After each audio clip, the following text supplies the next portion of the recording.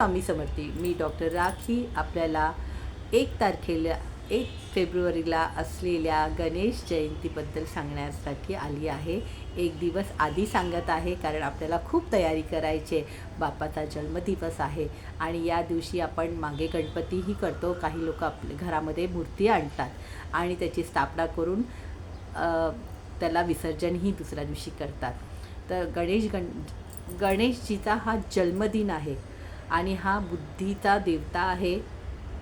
ह्या दिवशी ज्या मातेने आपल्या मुलांसाठी जे मागायचं आहे ते अगदी मागू शकता आणि आपल्या मुलांसाठी प्रगती होण्यास खूप आशीर्वाद गणपती बाप्पा त्या मातेला देतो. तो तिला कधी खाली हात सोडत नाही. तर आपल्याला छोट्या छोट्या गोष्टी करायच्या आहे ज्या गणपतीच्या मुहूर्तावर करायच्या आहे. सगळ्यात पहिलं असं आहे की तुम्हाला 9 ते 10चा जो काळ आहे सकाळचा 9 वाजल्यापासून तर 10 वाजेपर्यंत राहू काळ आहे.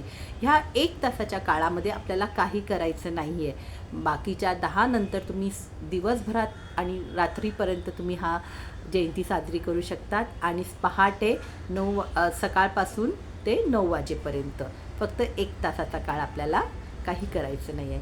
गणपती बाप्पा म्हणजे आपला लाडकाच आहे आणि त्याचा उद्या जन्मदिवस आहे आणि त्याचे स्वागत आपल्याला खूप आनंदाने आणि खूप आवडीने करायचं आहे. त्याला आवडणारे दुर्वा, लाल जास्वंद, मोदक, गुळ खोबरं, त्याचप्रमाणे ही तिळकुंज जयंती मानली जाते म्हणून तिळाचे लाडू, त्याच्यात हिरव्या इलायचीची पावडर घालून तुम्हाला लाडूही करायचे आहेत आणि ते लाडू तुम्ही बाप्पाला प्रसाद म्हणून दाखवायचे आहेत आणि तसंच त्याला दानही करायचं आहे.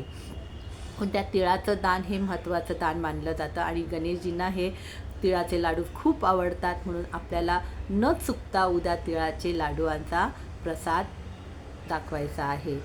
खास करून ह्याच्यासाठीच आले होते की तयारी करायची आहे तिळाच्या लाडूची, मोदकाची. तुम्ही तळीचे पण मोदक करू शकता, उकडीचे पण मोदक करू शकता.